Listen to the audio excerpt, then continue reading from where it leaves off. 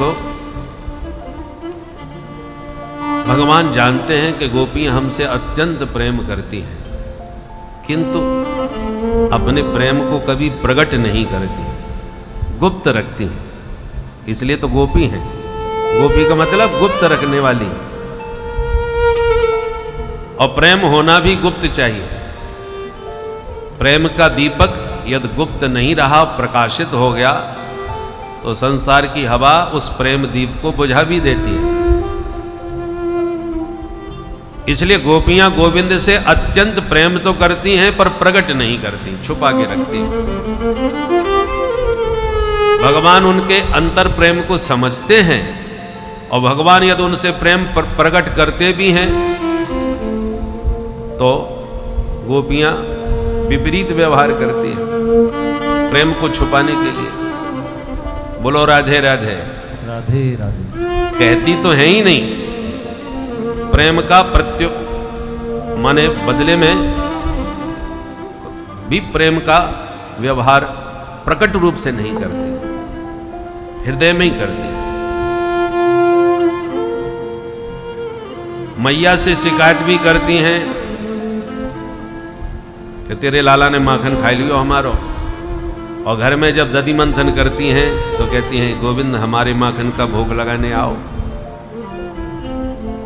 अहेरिव गति प्रेमण स्वभाव कुटिला भवेत। प्रेमियों की वाणी व्यवहार सब टेढ़ा मेढ़ा होता है, समझ में नहीं आता। जैसे सर्प की चाल, सांप की चाल समझ में नहीं आएगी कि ये किधर जाएगा, इतना टेढ़ा मेढ़ा घूमता है, चलता है, कि दाएं जाएगा कि बाएं जाएगा कि आगे जाएगा कि पीछे जाएगा, समझना बड़ा मुश्किल है। तो जैसे सांप की चाल समझ नहीं आती, ऐसे प्रेमियों की वाणी और व्यवहार समझ में नहीं आता, सब उल्टा पुल्टा होता है। प्रेम की दुनिया अलग होती है, वहां अपमान ही सम्मान बन जाता है, सम्मान ही अपमान हो जाता है। आप जिससे बहुत अधिक प्रेम करते हो, आपका अत्यंत कोई प्रेमी हो, और वो आपके घर पहुंचे और आप उसे कहा, अहो भाग्य हमारे आपके चरण पधारे, हम धन्य हो गए, हमारा आंगन पावन हो गया, तो समझ जाएगा मेरे से कुछ ज्यादा ही नाराज है। प्रेमियों से ऐसी वाणी नहीं बोली जाती। सब भाषा तो बहुत सभ्य है, शिष्टाचार पूर्ण है, पर ये प्रेमियों की भाषा नहीं है। पुराना मित्र प्रेमी कोई आवे तो यही कहा जाता, क्यों रे इतने दिन तक तू कहां था, आज होश आया है, आज हमारी याद आई, इतने दिनों के बाद अब सूरत दिखाई। ये प्रेमियों की भाषा होती है। और वैसे किसी से कोई तू तड़ाक बोले तो मूड खराब हो जाएगा, इसकी बोलचाल कैसी है। तो प्रेमियों की भाषा अलग होती है। वहां अपमानजनक तू तड़ाक करके बोलो, उसी में आनंद है। वहां शिष्टाचार आपने बहुत आदर दिया तो समझ जाएगा कि ये मेरे से नाराज है, वहां मामला उल्टा हो जाता है। वहां स्वीकृति में ही निषेध है, वहां निषेध में ही स्वीकृति है।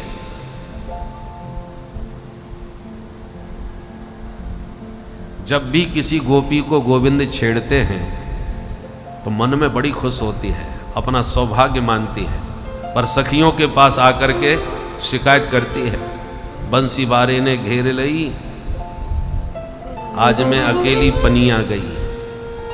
अब शब्दों में ऐसा लगता है कि ये शिकायत कर रही है गोविंद की। प्रसिद्ध है ना भजन, बंसी बारे ने घेर लई, अकेली पनिया गई। अब इस भजन में पूरी शिकायत है। तो शब्दावली तो कह रही है कि ये शिकायत कर रही है, कृष्ण ने मेरे साथ छेड़खानी की, परंतु ये शिकायत नहीं है, सखियों को अपना सौभाग्य सुना रही है। और सखियां जो सुनती हैं उसकी शिकायत, वो मन में ईर्षा करती हैं कि आज मैं क्यों नहीं गई, उसको ईर्षा होती है उससे। तो सुनने में बिल्कुल उल्टा व्यवहार है, सुनने में लगता है शिकायत कर रही है, पर शिकायत न करके वो अपने सौभाग्य की सराहना करती है। जलन तो सुनने वालियों को होती है कि हमारे साथ ऐसा नहीं हुआ, कृष्ण ने हमको नहीं छेड़ा। एक गोपी बिचारी ये शिकायतें सुन सुन के परेशान हो गई, और उसे लगा या तो ये सखियां सब झूठ बोलती हैं अथवा मैं गई गुजरी हूं जो आज तक मुझे नहीं छेड़ा कृष्ण ने कभी। मुझ में क्या कमी है जो इनको छेड़ते हैं, मुझे कभी नहीं छेड़ा। देखती हूं आज यदि इनकी बात सत्य है तो मैं देखती हूं मुझे कैसी नहीं छेड़ते। तो कृष्ण प्रेम में पगी गोपी ने अपना अनोखा श्रृंगार किया, अद्भुत, खूब बन ठन के सज धज करके, और दही बेचने के बहाने गोविंद की गली में पहुंच गई। और गोविंद के चिंतन में इतनी डूबी हुई थी कि जब बेचने वाली जाती है तो कहती है दही ले लो दही, दही ले लो दही, आवाज ऐसे लगाती थी। पर कृष्ण के प्रेम में इतनी डूबी थी वह गोपी कि दधी को नाम बिसर गई ग्वालिन, दही को नाम ही भूल गई और पुकारने लगी कृष्ण ले लो कृष्ण, कन्हैया ले लो कन्हैया, ऐसे पुकारने लगी। गोविंद उसकी भाषा से ही समझ गए कि कोई बावरी है। प्रीति की रीत रंगीलो ही जाने, प्रेम की भाषा को प्रभु ही पहचानते हैं। उसके मन की गति जान गए और उसका मनोरथ पूर्ण करने के लिए आ गए। तुरंत गली में जाती हुई उस गोपी को भगवान ने पास में आकर के उसकी चुनरी पकड़ के छेड़ना चालू किया। अरे सखी बड़ी मलूक लग रही है, इतमाऊ कहाँ जा रही है, ऐसे करके उसको छेड़ना चालू किया। अब गोपी के हृदय में तो आनंद का ठिकाना नहीं, आनंद में भर गई और भगवान को छेड़ते हुए जब देखा तो मन में तो आनंद है और ऊपर से भ्रकुटी तान के भगवान को खरी खरी सुनाने लगी। हृदय में स्थिति दूसरी है और वाणी व्यवहार दूसरा। हृदय की स्थिति क्या है? हृदय में तो सोच रही है देखी छवि आज श्याम सुंदर की, देखी छवि आज श्याम सुंदर की, देखी छवि आज श्याम सुंदर की, देखी छवि आज श्याम सुंदर की, हो गई पूर्ण आस मन की, हो गई पूर्ण आस मन की, देखी छवि आज श्याम सुंदर की, देखी छवि आज श्याम सुंदर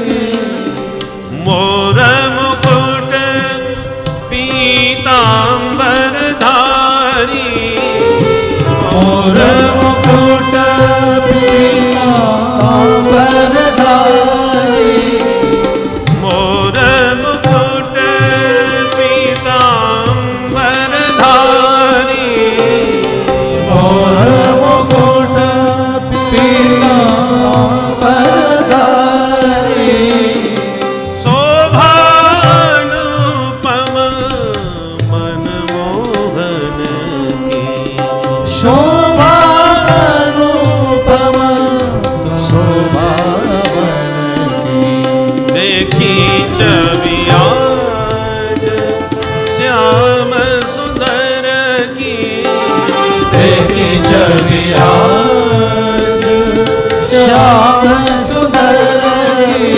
देखी छवि आज मपद मपद मप मपद पगम रे सा, देखी छवि आज श्याम सुंदर की, देखी छवि आज। अब हृदय में आनंद भरा है गोविंद की छवि निकटता से निहार कर, और ऊपर से आंख दिखाती हुई कह रही है, क्या कह रही है?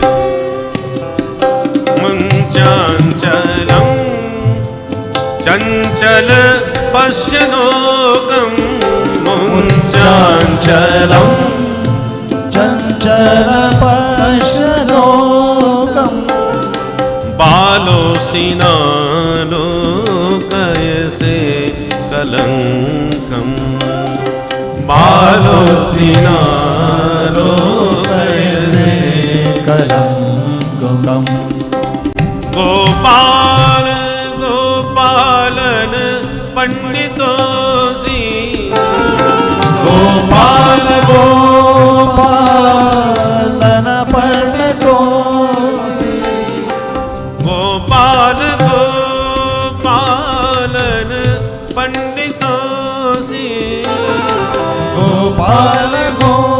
गोपालन पंडितों से भावम न जानासि विलासिनीना भावं न जानासि विलासिनीना मुञ्चाञ्चलं चञ्चल पश्यलोकम् मुञ्चाञ्चलं चञ्चल पश्यलोकम् मुञ्चाञ्चलं पश्य मुञ्चाञ्चलं पश्य मुञ्चाञ्चलम्।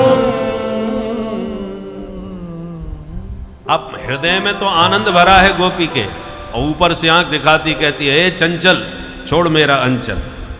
मुंचांचलम चंचल पश्य लोकम। इस दुनियादारी को भी थोड़ा देखो, तूने बीच मार्ग में मेरा पल्लू पकड़ रखा है, कोई देखेगा तो तेरा कुछ नहीं बिगड़ेगा, मेरी बदनामी हो जाएगी। अब गोपी आंख दिखा के भ्रकुटी तान के भगवान को डांट रही है। मुंचांचलम चंचल पश्य लोकम बालोसी ना लोकय से कलंकम। तू क्या निरा बच्चा है, तुझे लोक लाज का कोई डर नहीं? ऐसे जब आंख दिखाई गोपी ने तो गोविंद उसके चुनरी को छोड़कर और वहां से चल दिए। और जैसे ही गोविंद चले तो हंसती हुई गोपी आवाज लगाती है गोपाल गोपालन पंडितों से। ए गोपाल तू निरो ग्वारिया है, तू केवल गैया चरावो जाने और कछु ना समझे। तो भगवान सिर खुजलाने लगे। इसने कहा कि मुझे छेड़ो तो मैंने छेड़ दिया, जब इसने कहा छोड़ो तो मैंने छोड़ दिया। अब कहती है कि तू महाबुद्धू है, तेरे को कुछ नहीं आता। इन गोपियों की बातें समझ में नहीं आती, ये कहना क्या चाहती है। तो भगवान को लगा ये गोपियां प्रेम तो बहुत करती हैं पर प्रकट नहीं करती। तो आज भगवान को लगा आज इनके हृदय का प्रेम इनके मुख से कहलवा के छोड़ूंगा।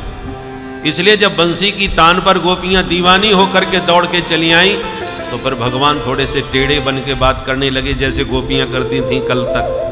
भगवान बोले ब्रूता गमन कारणम, देवियों कैसे आना हुआ, और ऐसा व्यवहार किया जैसे जानते ही नहीं हो ठीक से। तब गोपियों को धक्का लगा, ये कैसे बोल रहे, बंसी बजा के हमारा नाम लेके इन्होंने बुलाया और जब दुनियादारी छोड़ के इनके पास आ गई तब पूछ रहे हैं ब्रूता गमन कारणम। जाओ पति की सेवा करो, घर परिवार की सेवा करो। तब गोपियों के हृदय में जो गुप्त प्रेम था वो भगवान के इस व्यवहार से प्रकट हो गया, जो अब तक छुपा के रखा था।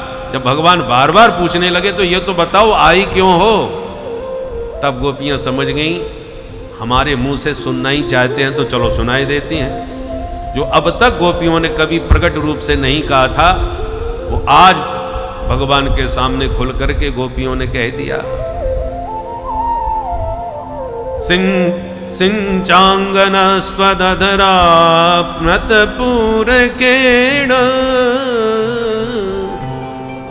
सिंचांगन स्वदधरा नतपूरकेण, आसावलोक कलगीत जगृच्छयाग्नि, नो चेत्वयं विरहजान्युपयुक्त देहा,